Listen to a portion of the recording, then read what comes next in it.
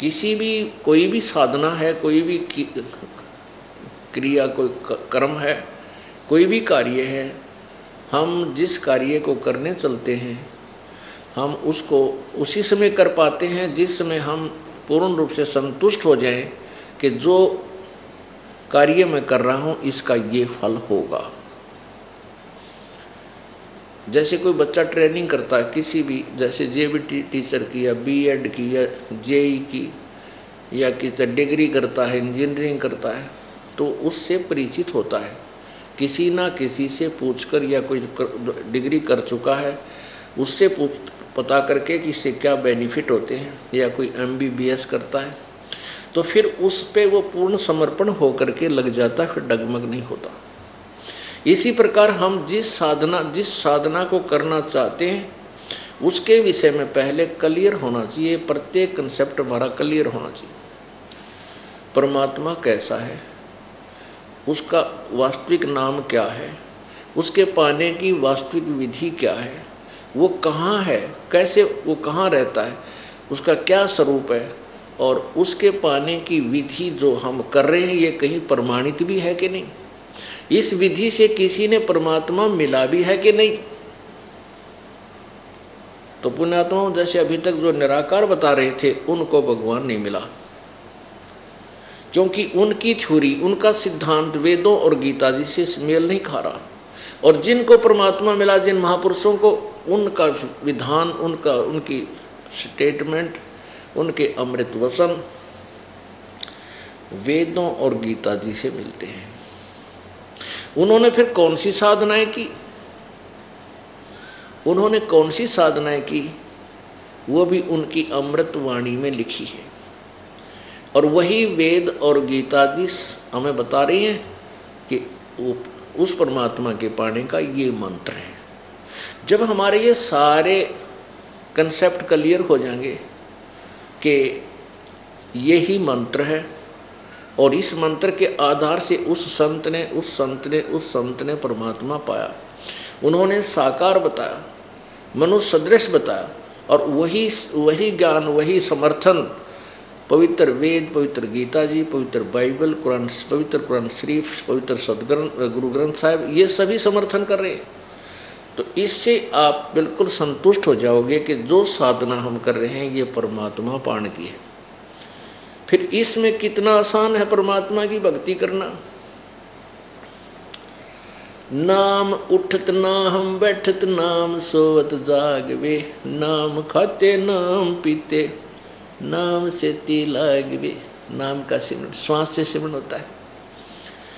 आप जल पी रहे हो तो भी 1-2 सांस का सिमरन कर जाते हो। जैसे आप 1-2 सांस में जल पीते हो, तो ऐसे ही आप खाना खा रहे हो, खाना खाते समय भी आप सिमरन कर सकते हो। आप चलते फिरते, उठते बैठते, चलते फिरते, सोते जागते में, ऐसा सिंपल, ऐसी साधारण सी साधना है जो प्रत्येक व्यक्ति और भाई बहन, बेटी, बुजुर्ग, नौजवान, बच्चे, बालक सभी कर सकते हैं। हम परमात्मा से इतना दूर कर दिए अनाड़ी अज्ञानी साधकों ने। हम ये सोचा करते थे परमात्मा इनको मिलता होगा जो खड़े होकर तप करते, जिनके पैर सूज गए इतने मोटे मोटे, और 3 साल से खड़ा ही तप रहा है, और कोई बैठकर तप करता है। तो हम ये सोचा, या घर त्याग कर चले गए जंगल में, लाल कपड़े पहन लिए, हम सोचा करते भगवान ऐसे मिलता होगा। फिर ऐसे भगवान मिलता है तो हमारा नंबर कति नहीं आवे। हम तो ये इतना कठिन काम होए को नहीं हो सकता। फिर भी परमात्मा की चाह हृदय से नहीं जा रही थी। अपना जैसा भी बने था, जैसा भी ज्ञान अज्ञान था, उसके आधार से हम साधना किया करते थे। तब जब परमात्मा का तत्व ज्ञान प्राप्त हुआ, फिर भक्ति हमने वो उसी तरह प्रारंभ कर दी। उसके फिर परिणाम निकले, बहुत ही अच्छे परिणाम निकले। परमात्मा क्या बताते हैं, हम क्या सोचा करते थे, जैसे कोई ऐसे बैठ कर साधना कर रहा है, आँखें बंद कर कर समाधि लगा रहा है, भाई ये तो भगवान तो मिल गया होगा। बंदी छोड़ कहते हैं झूठा ज्ञान ध्यान का लावे, ये बात बेदा चतुराई। इनका ज्ञान है झूठा, इनके पास कोई कह का भी ज्ञान नहीं है। ध्यान कित लगा रहे हैं, समाधि लगा किसके ऊपर रहे हैं, कहाँ टारगेट बना रखा है इन्होंने।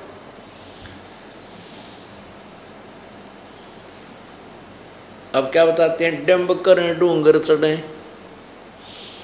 अंतर झीनी झूल, जग जाने बंदगी करें ये बोवें सूल बबूल। डंब कर डूंगर चढ़े, डूंगर माने ऊंचे ऊंचे स्थान पर विराजमान हो जाते हैं। दुनिया देखे महात्मा बैठा है और फिर आकर्षित होकर के प्रणाम करने जाओ और 10 रुपये चढ़ावें। इसलिए ऊंचे स्थान पर बैठ कर नो दिखावट डोंगी डोंग करके नो पूरी आसन पदम लगा के दूना दाना लगा के चिमटा गाड़ के दाढ़ी दूढ़ी बढ़ा के परमात्मा कहते हैं ये डंब, डंब माने पाखंड, डंब करें डोंगर चढ़े और अंतर जीनी झूल, जग जाने बंदगी करें ये बोवें सूल बबूल। ये शास्त्र विरुद्ध साधना करके अपने भविष्य में बबूल के कांटे बो रहे हैं।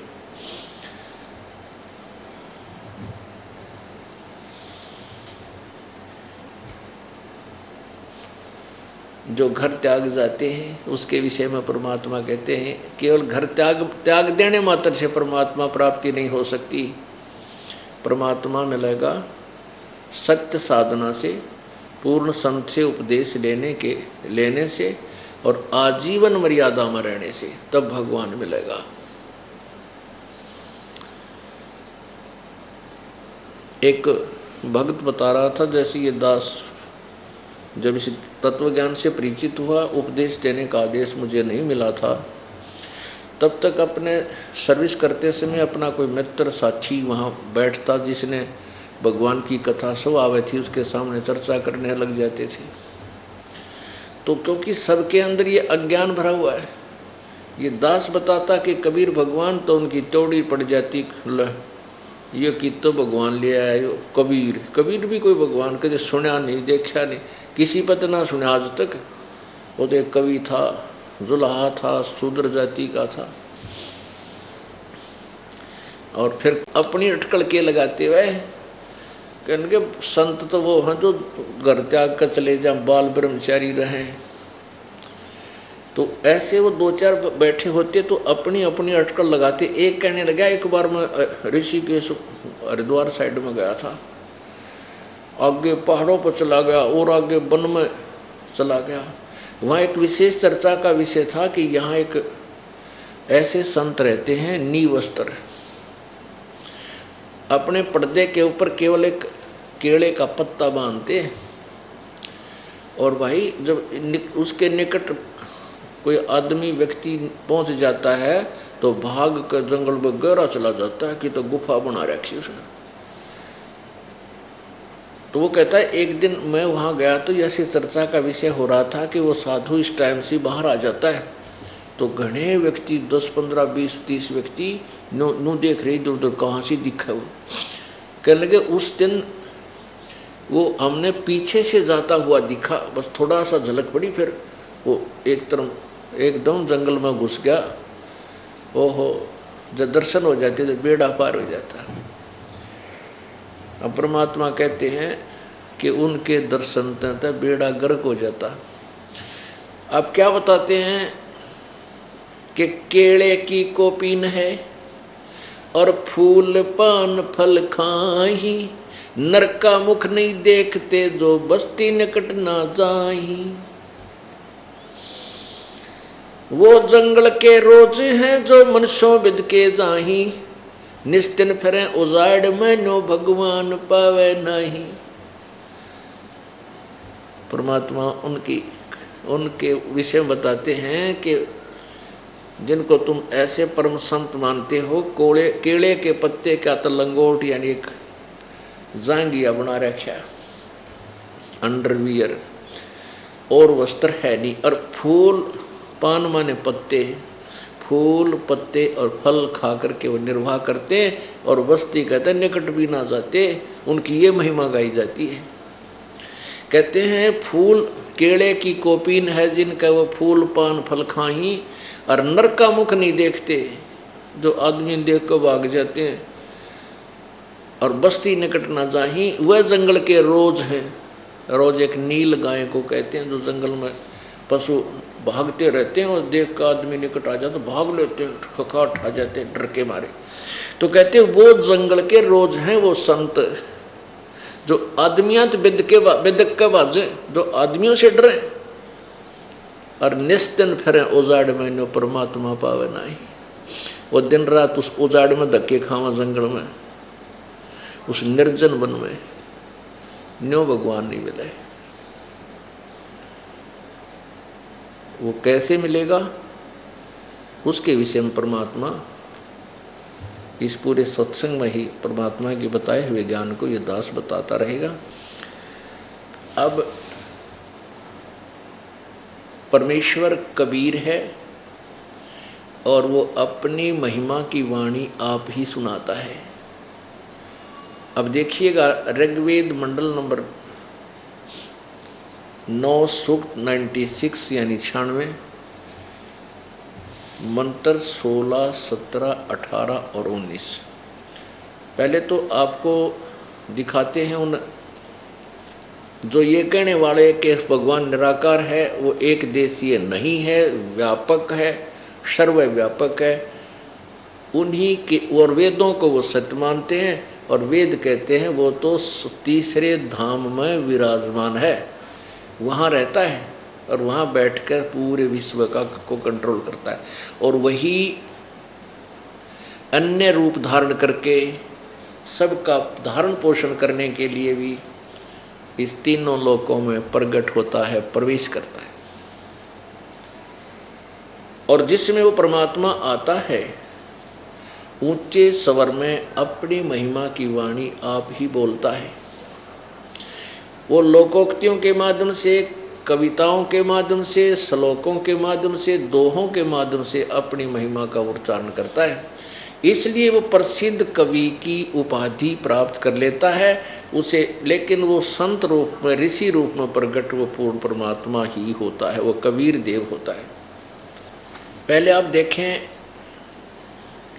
इन ऋषि महर्षियों और उनके अनुयायियों के द्वारा किया गया हिंदी अनुवाद ऋग्वेद मंडल नंबर 9 सूक्त नंबर 96 के मंत्र 16 से 20 का। फिर ये दास आपको दिखाएगा इसका वास्तविक अनुवाद ये बनता है। ये देखिएगा ऋग्वेद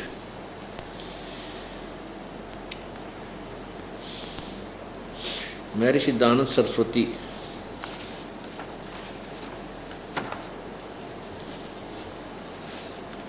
ये है, प्रकाशक है सार्वदेशिक आर्य प्रतिनिधि सभा, महर्षि दानंद भवन, रामलीला मैदान, नई दिल्ली। और मुद्रक है ये है महर्षि दानंद कृत, महर्षि दानंद सरस्वती कृत। वैसे तो इन्होंने इस महर्षि दानंद की इतनी महिमा बना रखी थी कि इसके नाम से ये वेद वे क्या करते कि अच्छा महर्षि दानंद द्वारा अनुवाद कर रखा, लेकिन ये इतने झूठे हैं ये लोग। यहाँ महर्षि दानंद कृत लिखा है, 9वां और 10वां, 9वां और 10वां जो मंडल है ये महर्षि दानंद के द्वारा अनुवादित नहीं है, ये और संत के द्वारा है। ये देखो इसका आपको दिखाता हूँ, ऋग्वेद भाष्यम।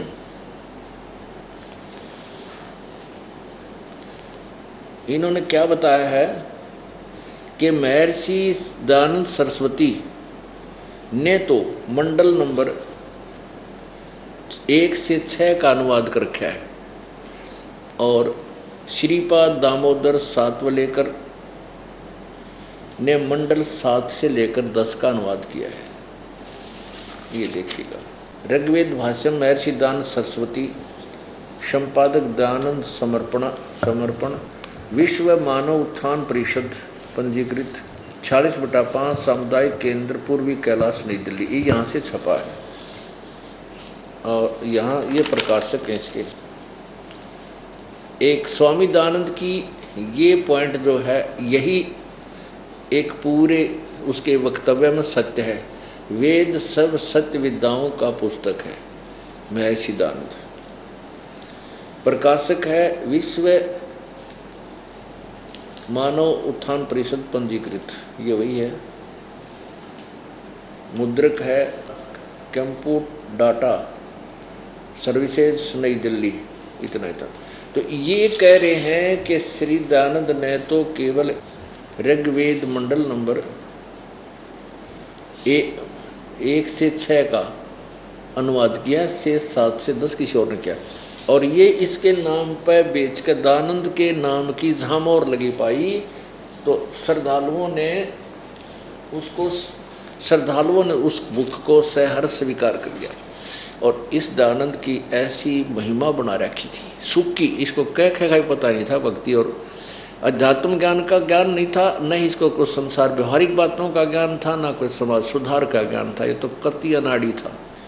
अभी इन्होंने इसके ऊपर लिखा है, देखो, ऋग्वेद मंडल नंबर 9 और 10। देखो ये मोहर लगा दी महर्षि दयानंद सरस्वती, और यहाँ लिखा है महर्षि दयानंद सरस्वती करत। प्रकाशक है सार्वदेशी कार्य प्रतिनिधि सभा, महर्षि दयानंद भवन, रामला मैदान, नई दिल्ली। ऋग्वेद आर्य भाषा भाष्य महर्षि दयानंद सरस्वती कृत। बेचन के मारे नाड़ा झूठ और बोल दी कि बिक जाएगा इस नाम ते, इस तरह का वही हो। मुद्रक है प्रिंस ऑफसेट प्रिंटर्स 1510, पट ऑफ दी हाउस, दरियागंज, नई दिल्ली। अब इसमें आप देखिएगा मंडल नंबर 9 सूक्त 96। अब 16 नंबर में, मंत्र नंबर 16 में इसमें ये कहा कि हे परमात्मन, सर्वोपरि रहस्य श्रेष्ठ नाम जो आपकी संज्ञा है, जो तुम्हारी संज्ञा है, आप उसका ज्ञान कराएं। इसका सीधा अर्थ है कि हे परमात्मा, वेद बोलने वाला ब्रह्म कह रहा है कि हे परमात्मन, आपका जो सबसे श्रेष्ठ नाम है ना, गुप्त, जो गुप्त सही नाम है आपका, आप उसका ज्ञान कराएं। इसका उत्तर यहाँ दिया 17वें में। शिशु जगानम हरियंतम मर्जंती सुबंती वहीन मरुतो गणेन कबीर गिरभी कावेना कबीर सोम संत सोम पवित्र अत्यति रेभन। इसमें इन्होंने क्या बना दिया कि शिशुम, उस परमात्मा को, देखो शिशुम माने यहाँ लिखना था वो शिशु रूप में प्रकट होने वाला परमेश्वर जो सदा प्रकट है। जज्ञानम माने प्रकट होता है, शिशु रूप में वह प्रकट होता है, प्रकट है, जो वो तो आ जाता है। तो जो अत्यंत कमनीय है उसको उपासक लोग ऐसे ऐसे करते हैं। अच्छा देखो इन्होंने क्या किया है कि गुणों का द्वारा वर्णन करते हैं यहाँ, और कवि, इन्होंने कवि अलग कर दिया, गिर भी अलग कर दिया। इस कबीर गिर भी, कवि ऊपर रह लगा है, इसको रे बोला जाएगा, कबीर गिर भी। तो कबीर गिर भी, यहाँ कबीर गिर भी लिख दिया, यानी कबीर वाणी। देखो यहाँ हम कबीर लिख दे, कबीर, जैसा सुबह के सत्संग में विश्लेषण करके बताया था कि जहाँ जैसे यजुर्वेद है, यजुर्वेद के विषय में कोई लिखा हुआ लेख होता है और वहाँ यजु भी लिख दिया जाए, यजु, जैसे ये यजु बोलते हैं, यजुर कहो यजुह कहो, रे का हलंत लगा दिया जाए तो यजुर बन गया। जहाँ पर भी यजुर शब्द लिखा मिलेगा और उस यजुर्वेद के विषय में कहा जा रहा हो तो सिंगल यजुर भी जो लिखा होगा तो भी यजुर्वेद उसका लिखना पड़ेगा। विश्लेषण सोल्यूशन यानी उसका अनुवाद करते समय यजुर्वेद ही लिखना पड़ेगा। तो ऐसे यहाँ कबीर गिरभी यानी कबीर परमेश्वर की वाणी, यहाँ हमने ऐसे बोलना है। ये देखो इस 17वें में कबीर गिरभी, कवि, यहाँ इसको हम कबीर बोल दें, इनको दोनों को एक ही ब्रैकेट में ले लें कोष्ठ में, तो कबीर गिरभी अर्णों का न लिख लें, कबीर गिरभी बस। तो यहाँ लिख दें कबीर गिरभी माने वाणी द्वारा, कबीर माने हम कबीर लिख दें, कबीर वाणी द्वारा काव्यन कविताओं से, कविताओं के माध्यम से उस स्तुति करते हैं। सोम अमर पुरुष सोम स्वरूप पवित्रम परमात्मा कारणवस्था में रेभन माने गरजता हुआ अतिक्रमण करता है। अब इनके अनुवाद का कि तो सर पैर भी कोई ना। अब देखो इस दास के द्वारा किया हुआ अनुवाद, इसके पढ़ने से आनंद आते हैं। एक भक्त जब इस ज्ञान से परिचित हुआ और इस महर्षि के द्वारा किए गए अनुवाद के अड़ंगे से परिचित हुआ, तो वो कहने लगा कि महाराज जी, अगर ये अनुवाद जो आप बता रहे हो जिस तरीके से, ऐसा अनुवाद वेदों का होता तो ये घर घर में पाते, हर एक घर में रखे होते। इनके एक अड़ंगे ज्ञान में पढ़ते पढ़ते सर में दर्द हो जाता है।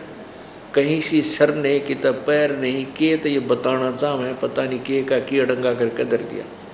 जबकि ये इतने पवित्र ग्रंथ हैं तो इसके अंदर बहुत ही निर्मल बात और बहुत ही गहरी गूढ़ रहस्य इसके अंदर भरा पड़ा है। उसको तत्वदर्शी संत ही बताएगा। परमात्मा कहते हैं स्वयं अपनी महिमा आप ही बताते हैं। सतगुरु बिन काहु न पाया ज्ञाना, जो थो था भुस छड़े मूड किसाना। कि सतगुरु यानी तत्वदर्शी संत के बिना किसी को भी ज्ञान प्राप्त नहीं हुआ। जैसे मूड किसान और थोथे भूस को कूट रहा हो, क्योंकि बुद्धिमान किसान तो थोथे भूस ने कूटे को नहीं, छिड़े नहीं। मूड केवल जो शराब के नशे में होगा या कति उल्लू टाइप इंसान होगा, वो मुड़े पर जोड़े पर लठ मारा करे, सरसों का हो या पराल पड़ी हो, दाना की धान निकालने के बाद जो उसका जो पराल बच जाती है, वो घास बच जाता है, तो उसने कोई कुटे तो उसमें क्या निकलेगा। ऐसे ही परम संत के बिना, तत्व ज्ञान के आधार के बिना जो साधना करते हैं वो थोथा भूस पर लठ मार रहे हैं, उसको कूट रहे हैं, उससे कुछ लाभ नहीं होना, हानि होनी है। तो फिर क्या बताते हैं, गुरु बिन वेद पढ़े जो प्राणी, समझे न सार रहे अज्ञानी। अब इन्होंने वेदों को पढ़ा, आप पर निष्कर्ष निकाल लिया, अपने अपने हिसाब से अनुवाद कर डाले। गुरु के बिना इन वेदों को पढ़ेगा वो अज्ञानी ही रह जाएगा, इस वेदों का सार नहीं समझ सकता। गुरु बिन वेद पढ़े जो प्राणी, समझे न सार रहे अज्ञानी ही। ओह,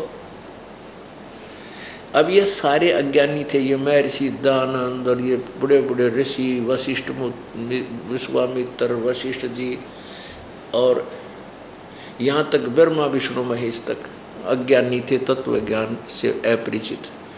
अब यह बात फिर खटकेगी, जो दास अब प्रवचन कर रहा है, हर कोई नया भगत आ रहा होगा, और क्योंकि हम ब्रह्मा विष्णु महेश को तो सर्वेश्वर, सर्वज्ञ, सर्वशक्तिमान और पता नहीं क्या क्या मान रहे थे, तो उनकी महिमा हमने सुनी कहाँ से, जानी कहाँ से, हमारे को बताई गई किसके आधार पर। तो बताने वाले वक्ता कहते थे कि हम पुराणों के आधार पर भगवान विष्णु, शिव और ब्रह्मा जी की तथा देवी जी की हम आपको सत्य कथा सुना रहे हैं, जबकि वह सारी असत सुनाया करते थे। अब देखिएगा श्रीमद् देवी भागवत महापुराण, इसमें भगवान विष्णु के ज्ञान का पता चलेगा, ये कितने ज्ञानी थे। अब ये पॉइंट जो है ना, और कितने वो पहले के महर्षि विद्वान थे जो सतयुग में वेद पढ़ा करते, ये देखिएगा श्रीमद् देवी भागवत गीता प्रेस गोरखपुर से प्रकाशित है। श्रीमद् देवी भागवत, मोटा टाइप, केवल हिंदी, संपादक हनुमान प्रसाद पोदार, चिमनलाल गोस्वामी। और ये कहाँ से प्रकाशित है? गीता प्रेस गोरखपुर से। प्रकाशक एवं मुद्रक हैं गीता प्रेस गोरखपुर, गोविंद भवन कार्यालय, कोलकाता का संस्थान। इसके प्रथम स्कंद में प्रश्न नंबर 28 से हम आपको सुनाएंगे श्री विष्णु जी के विचार, वो कितने विद्वान थे। पहला स्कंद, प्रश्न नंबर 28।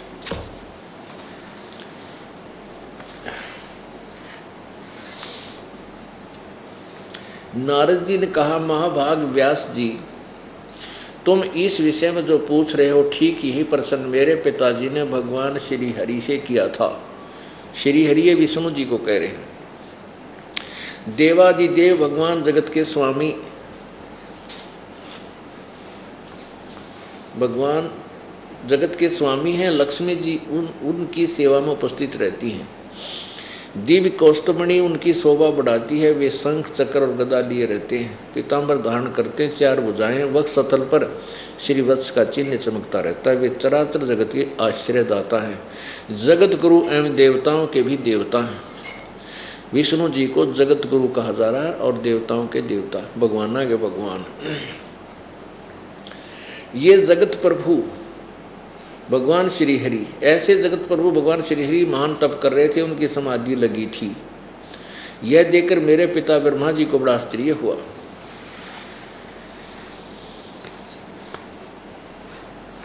अतः उन्हें उनसे जानने की इच्छा प्रकट की। ब्रह्मा जी ने पूछा, प्रभु आप देवताओं के अध्यक्ष, जगत के स्वामी और भूत भविष्य एवं वर्तमान सभी जीवों के एकमात्र शासक हैं।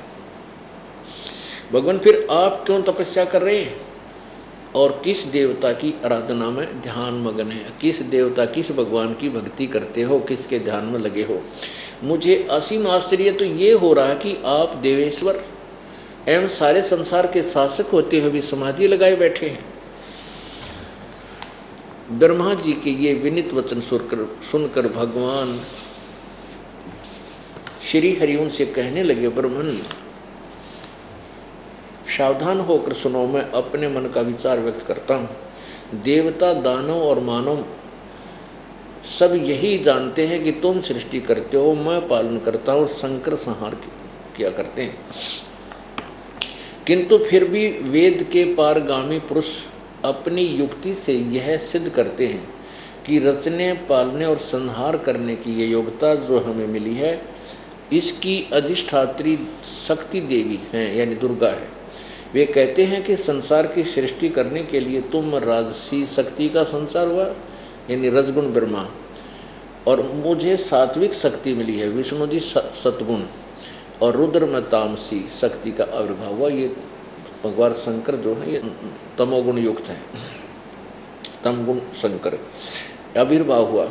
उस शक्ति के अभाव में तुम इस संसार की सृष्टि नहीं कर सकते, मैं पालन करने में सफल नहीं हो सकता, और रुद्र से संहार कार्य होना भी संभव नहीं। ब्रह्मा जी, हम सभी उस शक्ति के सहारे ही अपने कार्य में सदा सफल होते आए हैं।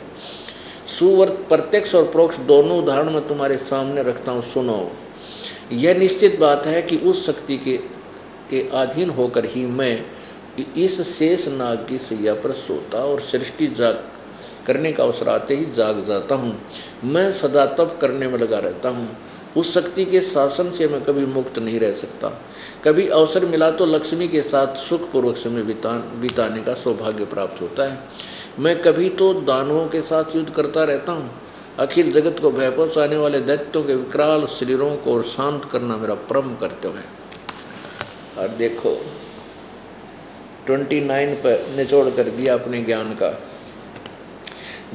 विष्णु जी कह रहे, मुझे सब प्रकार से शक्ति के अधीन होकर रहना पड़ता है। उन्हीं भगवती शक्ति का मैं निरंतर ध्यान करता हूँ। और ब्रह्मा जी, मेरी जानकारी में इन भगवती शक्ति से बढ़कर दूसरे कोई देवता नहीं। वाह जी वाह। श्री विष्णु जी के ज्ञान का तो ओढ़ आ लिया, कितने विद्वान थे। ये कहते हैं, मैं इस दुर्गा तो ऊपर भगवान नहीं मानता, यही पूज्य है और मैं इसी का ध्यान करता हूँ। अब दुर्गा कहती है वो परमात्मा ब्रह्म है, वो ब्रह्म लोक में रहता, वही पूजा की योग है, उसी की पूजा करो और बातें सब छोड़ दो।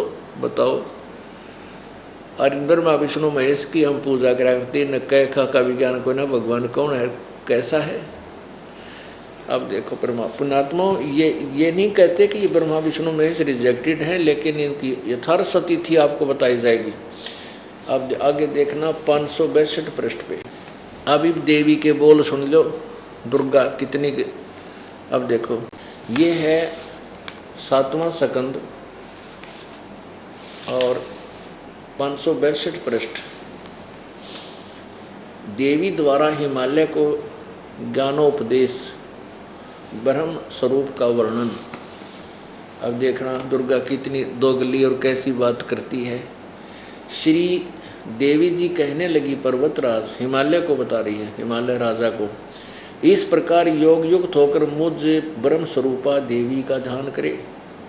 यह ध्यान आसन पर भली भांति बैठकर अहतुकी भक्ति के साथ करना चाहिए। यहाँ तक है मेरा ब्रह्म स्वरूप का ध्यान करो, फिर आगे देखो उस ब्रह्म का क्या स्वरूप है, यानी दुर्गा से न्यारा कोई और परमात्मा है। उस ब्रह्म का क्या स्वरूप है ये बतलाया जाता है, जो प्रकाश स्वरूप सबके अत्यंत समीप में सतीत, हृदय रूप गुहा में सतीत होने के कारण गुहाचर नाम से प्रसिद्ध और महान पद अर्थात परम प्राप्य है। आगे देखो, वह समझ प्रजा के ज्ञान से परे है, अर्थात किसी की बुद्धि में आने वाला नहीं है, यह तुम जानो। जो परम प्रकाश रूप है, जो सूक्ष्म से भी अत्यंत सूक्ष्म है, जिसमें संपूर्ण लोक और उन लोकों में निवास करने वाले प्राणी सचित हैं, वह ये अक्षर ब्रह्म है। वह सबके प्राण है, वही सबकी वाणी है और वही सबके मन है। वह यह परम सत्य और अमृत अविनाशी तत्व है। सौम्य उस वेदने योग लक्ष्य का तुम वेदन करो, यानी उस परमात्मा ब्रह्म, इसने ब्रह्म की तरफ से संकेत किया, ब्रह्म को मन लगाकर तन में हो जाओ, उसको ही प्राप्त करने का उद्देश्य बनाओ, लक्ष्य बनाओ। सौम्य उपनिषद में कथित महान अस्त्र रूप धनुष लेकर उस पर उपासना द्वारा तीक्ष्ण किया हुआ बाण संधान करो और फिर भावना गुट चित्त द्वारा उस बाण को खींचकर उस अक्षर रूप ब्रह्म को ही लक्ष्य बनाकर वेधन करो। परवण यानी ओम धनुष है, जीवात्मा बाण है और ब्रह्म को उसका लक्ष्य कहा जाता है। अब देख कितनी बातें दोगली चोगली कर रखी। अक्षर ब्रह्म, अक्षर रूप ब्रह्म, और फिर यहाँ केवल ब्रह्म और यहाँ पर अक्षर ब्रह्म। अब इन्होंने कति ज्ञान का अज्ञान कर रखा सभी ने। अब दुर्गा बोल रही है कि उसका ओम नाम है और ब्रह्म को लक्ष्य बनाकर कहा जाता है, यानी ओम नाम के द्वारा ब्रह्म की भक्ति करो। और वो ब्रह्म कहाँ रहता है, ये 563 पृष्ठ पे है। वह ये सब का आत्मा ब्रह्मलोक रूप देव आकाश में स्थित है। अब क्या कहने इनके ज्ञान के। कभी तो कहती है दुर्गा के मुझ ब्रह्म स्वरूप का ध्यान करो, फिर कर नहीं उस ब्रह्म का स्वरूप बताया जाता है, उस ब्रह्म का, और उसका ओम नाम है, ब्रह्म उसका लक्ष्य है, ओम नाम का से उसको प्राप्त करो और वो ब्रह्मलोक में रहता है।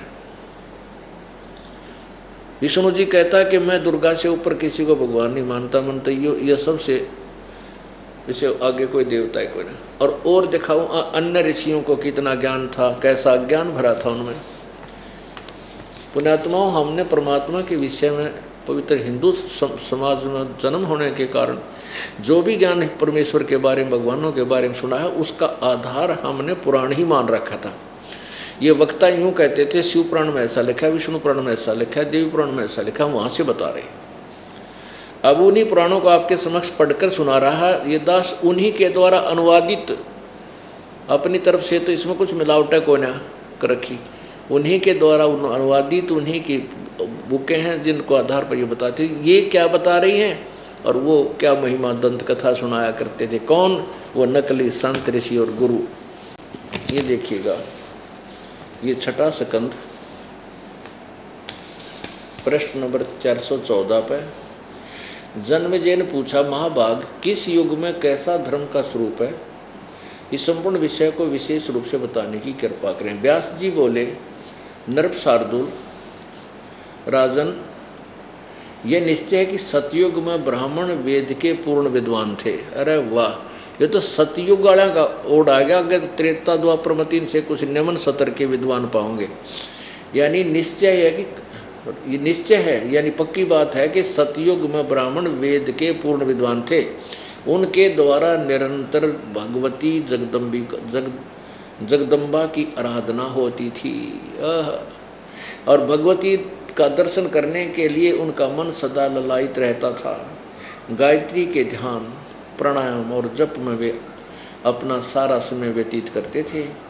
माया बीज का जाप करना उनका प्रधान कार्य था। प्रत्येक गांव में शक्ति मंदिर का उद्घाटन हो, इस विषय की उनकी मन में बड़ी उत्सुकता थी। प्राय सब लोग सत्य, दया और सोच से युक्त होकर अपना कार्य संपन्न करते थे। तत्व ज्ञान के पारगामी उन ब्राह्मणों द्वारा जो भी कर्म होता था उसमें सत्य, सोच और दया ये तीनों गुण निहित रहते थे। बोलो आलियाना ओड सारे का कितने अज्ञानी थे। कोरे अज्ञानी ये महर्षि सतयुग के विद्वानों के बारे में कहें कि वो वेद के पारगामी देव ब्राह्मण और देवी की भक्ति कर। देवी कह रही है कि वो तो और परमात्मा, उसकी भक्ति करो ब्रह्म की। जग सारा रोगिया रे, जिन सतगुरु वैद न जाण्या, जग सारा रोगिया रे। पुण्यात्मा ये तत्व ज्ञान ऐसा है। और ज्ञान सब ज्ञानड़ी, कबीर ज्ञान सो ज्ञान, जैसे गोला तोब का अब करता चले मैदान। ऐसा तोब का गोला है परमात्मा का तत्व ज्ञान। ये सब के केले ढा देगा जितने नकली बनाए बैठे थे। ये अज्ञान को कति नाश कर देगा। वेद का ज्ञान भी तत्व ज्ञान के सामने फीका पड़ जाएगा। वेद ज्ञान झूठा नहीं है, वेद ज्ञान सही है। धर्मदास जी ने कबीर परमेश्वर से पूछा था, प्रभु आपने जो ज्ञान बताया, क्योंकि उस समय धर्मदास जी वेदों और गीता से परिचित नहीं था, पढ़ता था गीता को। लेकिन जैसे अभी तक ये 5500 वर्ष हो गए लगभग इस गीता जी को पढ़ते आने, इसका अनुवाद करके भी बहुत समय हो गया पढ़ते हुए। हमें ये नहीं मालूम था इसमें ये कहना क्या चाह, ये संदेश क्या दे रहा है ये सदशास्त्र। अब आपके समक्ष इसका न्यारा न्यारा विश्लेषण कर दिया, गीता जी हमें क्या बताना चाहती है। तो उस समय धर्मदास जी को परमात्मा ने अपना ज्ञान दिया और धर्मदास जी को उसके गुरुओं ने बता रखा था, पूर्व के गुरु ने जैसा अज्ञान अपने को पता था और वेदों और गीता का, वेदों और पुराणों का आधार बना करके ज्ञान दे रखा था पवित्र हिंदू समाज में। तो धर्मदास जी ने कहा, प्रभु आपने जो ज्ञान बताया और आपको मैंने सतलोक में देख लिया, आप पूर्ण परमात्मा हैं, आपका ज्ञान बिल्कुल अद्वितीय है। तो परमात्मा इससे सिद्ध हो गया कि वेद और ये कतेब, ये पुराण पूर्णतः सारे झूठे हैं, इनका ज्ञान सही नहीं है। परमात्मा बोले नहीं भाई, वेद कतेब झूठे ना भाई, झूठे हैं जो समझे नाही। ये वेद और पुराण और ये कतेब कहते हैं ये झूठे नहीं हैं, इन झूठे वो हैं जो इनको समझ नहीं पाए। ये हमें क्या सत्य संदेश दे रही। अभी तक हम ब्रह्मा विष्णु महेश जी को अजर अमर समझा करते थे, सर्वेश्वर, इनके कोई माता पिता नहीं है। और ये खुद कहते हैं हमारा तो जन्म मृत्यु होता, हम अविनाशी नहीं है। अब देखिएगा यही देवी भागवत, श्रीमद देवी भागवत या कति निर्णय करेगी, सच्चाई ज्ञान का आपके सत्य ज्ञान आपके समक्ष होगा। देखिए श्रीमद भगवत, श्रीमद देवी भागवत, ये वही बुक है जो अभी आपको दिखा रहा था दोस्त। इसके तीसरे स्कंद में और 123 पृष्ठ पर आप देखिए, ये देखिएगा तीसरा स्कंद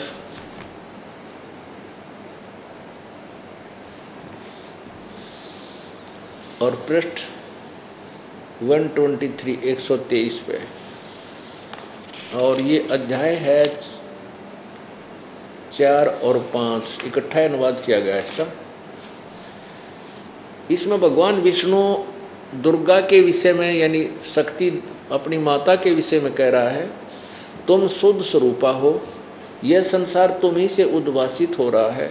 मैं ब्रह्मा और शंकर हम सभी तुम्हारी कृपा से विद्यमान हैं। हमारा आविर्भाव, ओह हमारा आविर्भाव यानी जन्म और त्रिभाव मीन मृत्यु हुआ करता है। हमारा तो जन्म और मृत्यु होता है, केवल तुम ही नित्य हो, जगत जननी हो, प्रकृति और सनातनी देवी हो। यहाँ देखना प्रकृति शब्द आपके गीता जी में काम आओगा कि दुर्गा को प्रकृति कहते हैं। यहाँ देखिए भगवान शंकर बोले देवी यदि महाभाग विष्णु तुम ही से प्रकट हुए हैं, यानी तुमसे जन्म हुआ है, तो उनके बाद उत्पन्न होने वाले ब्रह्मा भी तुम्हारे बालक हुए। फिर मैं तमोगुणी लीला करने वाला शंकर क्या तुम्हारी संतान नहीं हुआ? अर्थात मुझे भी उत्पन्न करने वाली तुम ही हो। नीचे और देखो, इस संसार की सृष्टि स्थिति और संहार में तुम्हारे गुण सदा समर्थ हैं। उन्हीं तीनों गुणों से उत्पन्न हम ब्रह्मा विष्णु एवं शंकर नियम अनुसार कार्य में तत्पर रहते हैं। थोड़े से लेख में कितनी बात, कितने कंसेप्ट क्लियर कर दिए।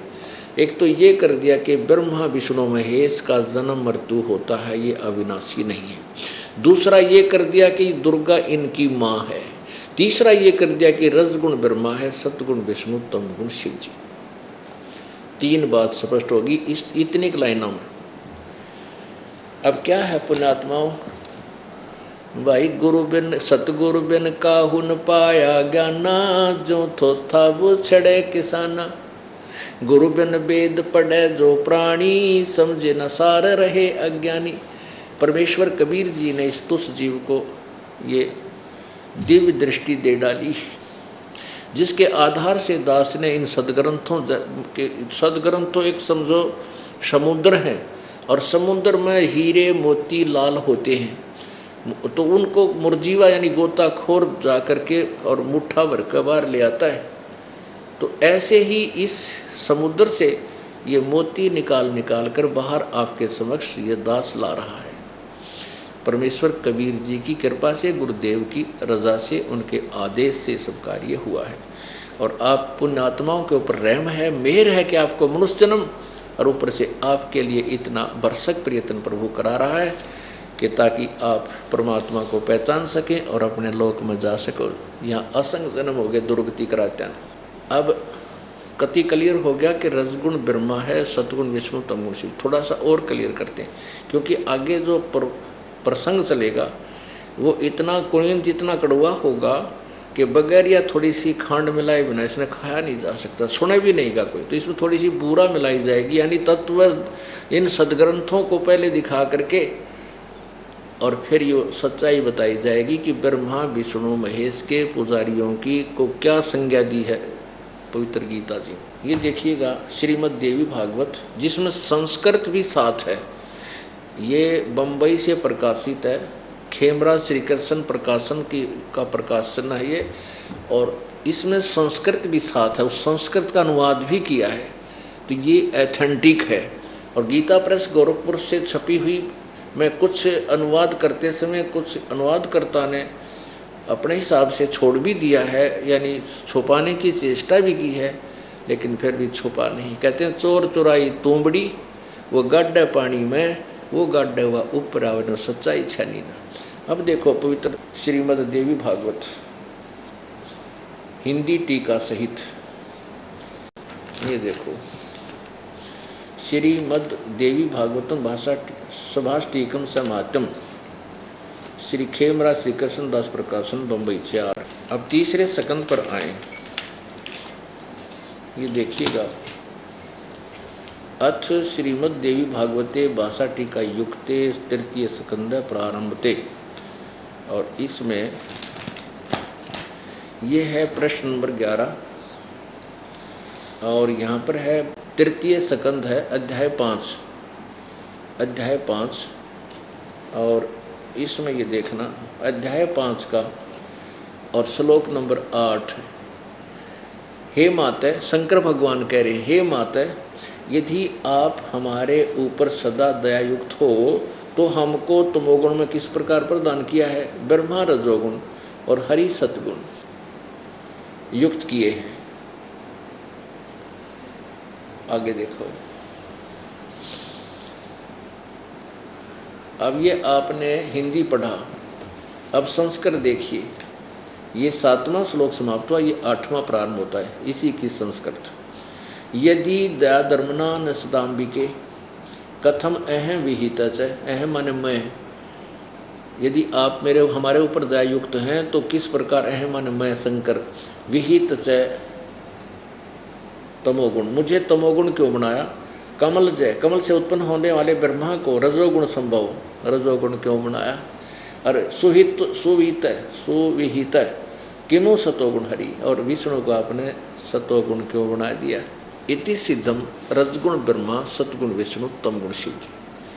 अब ये और कंसेप्ट कति क्लियर हो गया, इन्होंने अपने मुंह तक कह दिया कि हमें क्यों ऐसा बनाया।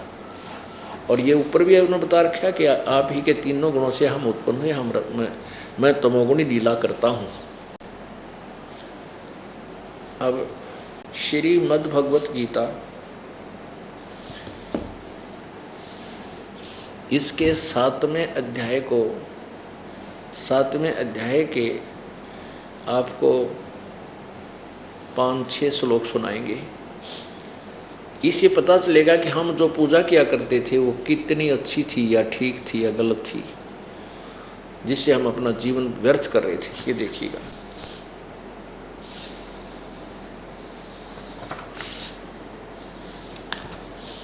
अध्याय नंबर 7, ये देखिएगा अध्याय नंबर 7 मंत्र नंबर 12 श्लोक 12 से शुरू करेंगे।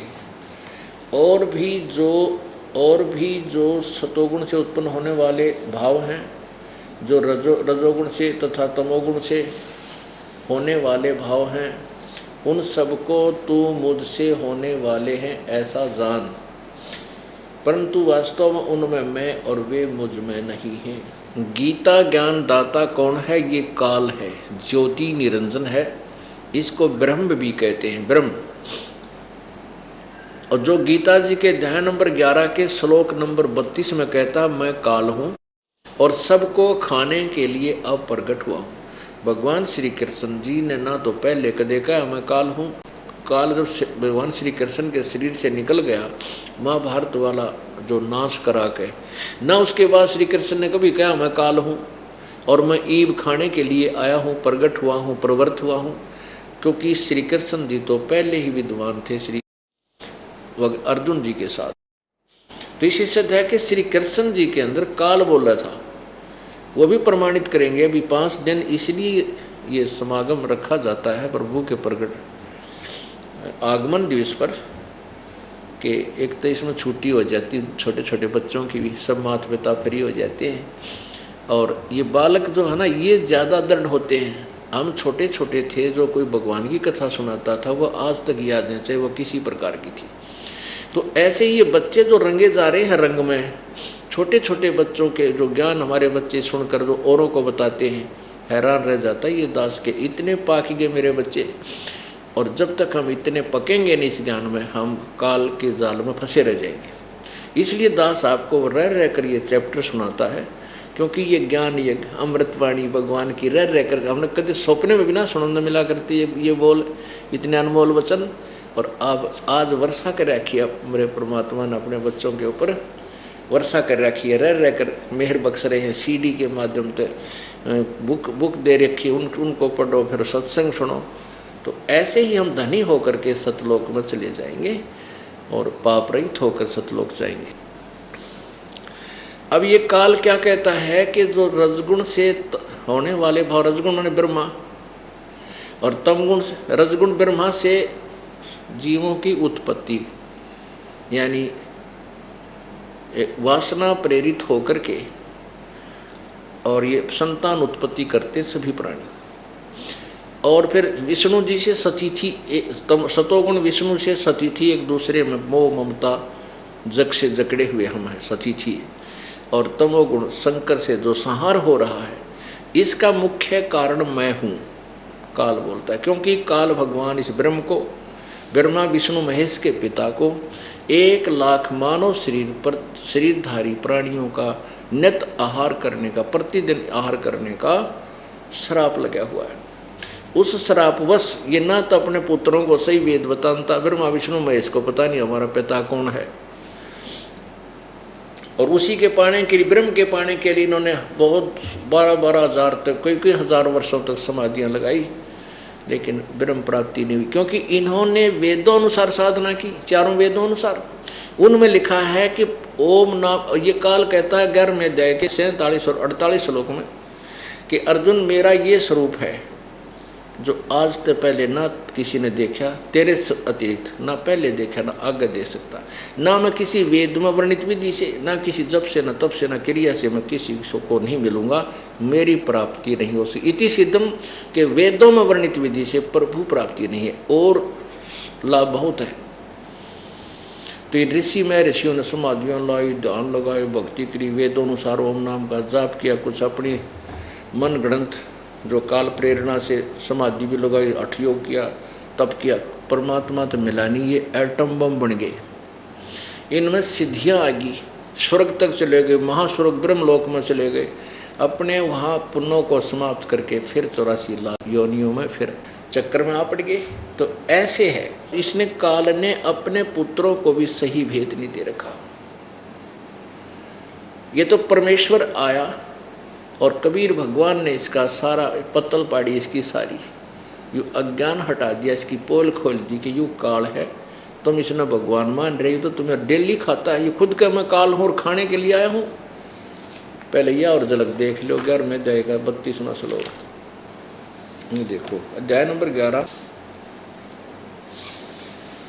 श्लोक 32 में लिखा है, लोकों का नाश करने वाला बड़ा हुआ महाकाल नहीं काल हूँ, प्रवृद्ध है काल अस्मि, काल हूँ, इसमें इन लोगों को नष्ट करने के लिए प्रवृत्त हुआ हूँ।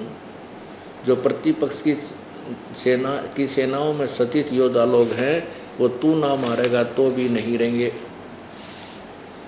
ये सब तेरे बिना भी नहीं रहेंगे, अर्थात तू युद्ध ना करेगा तो भी मारे जाएंगे, इन्हें खाऊंगा। अब ये खुद कहता कि मैं काल हूँ, तो ये काल बोल गया गीता जी को, ये काल है ज्योति निरंजन अर्थात ब्रह्म। गीता जी अध्याय नंबर 15 के श्लोक 16 में 2 भगवान लिखे, क्षर पुरुष और अक्षर पुरुष। क्षर पुरुष तो ये ब्रह्म है और अक्षर पुरुष ये पर ब्रह्म है। फिर 17वें में जो लिखा है कि उत्तम पुरुष है तो अन्य, जो 16 में जो वर्णित है 2 भगवान, इनसे कोई और है वो पुरुषोत्तम, और वही पूर्ण परमात्मा वास्तव में अविनाशी है, तीनों लोकों में प्रवेश करके सबका धारण पोषण करते। तो यहाँ जो प्रसंग चल रहा है कि ये तीनों गुणों के द्वारा जो भी हो रहा है, रजगुण ब्रह्मा से संतान उत्पत्ति, विष्णु जी से सतीति और शिव जी से संहार, इसका मुख्य कारण तो मैं हूँ, लेकिन मैं इनमें नहीं हूँ, मैं इनसे ऊपर अलग रहता हूँ, भिन्न हूँ, और ये मेरे पास नहीं है। अब देखो अध्याय नंबर 7 का श्लोक नंबर 12 से आप फिर शुरू कीजिए, वो आसानी से समझ में आएगा।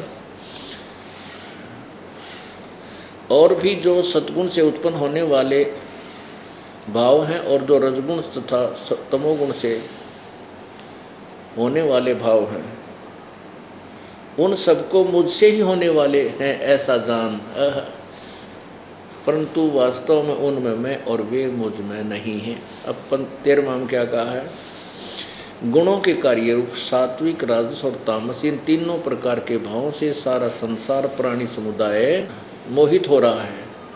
इन तीनों गुणों से परे मुझ अविनाशी को नहीं जानता। आगे देखो 14 में, क्योंकि यह अलौकिक अर्थात अति अद्भुत त्रिगुणमयी मेरी माया, रजगुण ब्रह्मा, सद्गुण विष्णु, तमगुण शिव जी द्वारा फैला गया ये जाल अर्थात मेरी त्रिगुणमयी माया बड़ी दुस्तर है, खतरनाक है। और जो पुरुष केवल मुझको निरंतर भजते हैं वे माया का उल्लंघन कर जाते हैं, अर्थात संसार से तर जाते हैं। इसका क्या अर्थ है, देखो अब तीनों गुणों से ऊपर कहता मुझ अविनाशी को नहीं जानते, इसे सिद्ध है कि जैसा यू भगवान है ऐसे ही तीनों और भी हैं जिन पर और आश्रित है। इसे सिद्ध है कि ये ब्रह्मा विष्णु महेश की तरफ संकेत है, और इन ब्रह्मा विष्णु महेश के द्वारा जो लाभ सुविधा मिल रही है और इसी पर फाइनल हो बैठे जो भगतजन, इनसे आगे किसी भगवान के विषय में सुनना भी पसंद नहीं करते, जिनका ज्ञान जिनकी बुद्धि इन्हीं से इनके ज्ञान द्वारा हरी जा चुकी है, और आगे किसी की सुनते नहीं। उसके विषय में आगे देखो क्या बताया है। 15वें में कहा है कि माया के द्वारा, ब्रह्मा विष्णु महेश के द्वारा, उन्हीं के द्वारा मिलने वाले लाभ पर जो आश्रित हो चुके हैं, उनसे ऊपर किसी की भगवान की पूजा करने को तैयार नहीं है, उनके विषय में करे माया के द्वारा, इस त्रिगुणमयी माया के द्वारा जिनका ज्ञान हरा जा चुका है, ब्रह्मा विष्णु महेश के द्वारा असुर स्वभाव को धारण किए हुए जो इन्हीं तक की पूजा करते हैं। असुर स्वभाव को धारण किए हुए मनुष्यों में नीच और दूषित कर्म करने वाले मूर्ख लोग, मूढ़ लोग मुझको नहीं भजते। इससे सिद्ध है कि तीनों गुण भी भजने वाले हैं, जपने के हैं, यानी इनकी भी उपासना होती है। तो इसलिए रजगुण ब्रह्मा है, सतगुण विष्णु, तमगुण शिव जी। और ये ब्रह्म कहता है कि जो इन ब्रह्मा विष्णु महेश तक की पूजा पर आश्रित हो चुके हैं, इन्हीं से मिलने वाले लाभ, अक्षणिक लाभ के ऊपर ये दृढ़ हो चुके हैं, जिनका ज्ञान हरा जा चुका, ये आगे सुनना नहीं चाहते किसी के विषय में, उनको क्या कहा, असुर स्वभाव को धारण किए मनुष्यों में नीच दुष्कर्म करने वाले मूर्ख, इकट्ठी 3 उपमा दे रखी है इनको। ये दास नहीं कह रहा, ये पवित्र श्रीमद् भगवत गीता अध्याय नंबर 7 का श्लोक 15 बता रहा। मैं तो ये दास तो पढ़कर सुना रहा है, ये आपके समक्ष है।